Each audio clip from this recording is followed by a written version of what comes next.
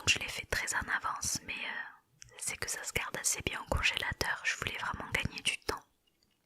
Donc vous allez voir que les macarons que je prépare sont des macarons pour lesquels je vais essayer de donner une petite forme de sapin. Je vais être honnête avec vous, je pourrais pas dire que je suis complètement conquise par la forme qu'elles ont au final, mais pour une première tentative, je me dis que ça fera largement l'affaire. Dans la recette d'aujourd'hui également, j'utilise du vrai blanc d'œuf pour faire la recette, alors qu'habituellement je les faisais avec de la meringue en poudre. Et je trouve d'ailleurs que c'est quand même peut-être un petit peu mieux de le faire avec la meringue en poudre, parce que là on sacrifie quand même des jaunes d'œufs, sauf si bon, on a décidé de faire des sablés à côté, mais c'était pas mon cas malheureusement. Les macarons sont une pâtisserie assez technique.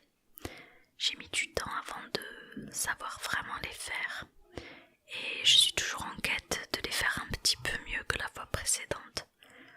Mais ça demande déjà un bon équipement, je pense, si on veut pas inutilement se rajouter de la difficulté. C'est déjà assez complexe à faire comme ça. Donc c'est pour ça que j'ai acheté une petite pompe en silicone qui est vraiment très pratique, je trouve. Ainsi que les tapis aussi en silicone pour vraiment avoir une belle forme circulaire. Parce que comme vous avez sans doute dû le voir, quand c'est sur le papier sulfurisé, sans contour pour retenir on va dire l'appareil de la pâte, de la croûte à macarons, ça reste un petit peu irrégulier. Moi j'ai tendance à pas trop aimer ce qui est irrégulier. Au niveau de la ganache, on est sur une ganache chocolat blanc, pâte de pistache, ainsi qu'un tout petit peu de crème liquide.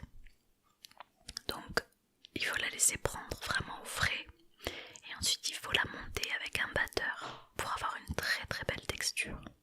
Donc ici c'était la version expérimentale des sapins, je n'avais pas mis un insert de pâte de pistache, ça je l'ai fait dans les macarons traditionnels on va dire. Il y a un cœur coulant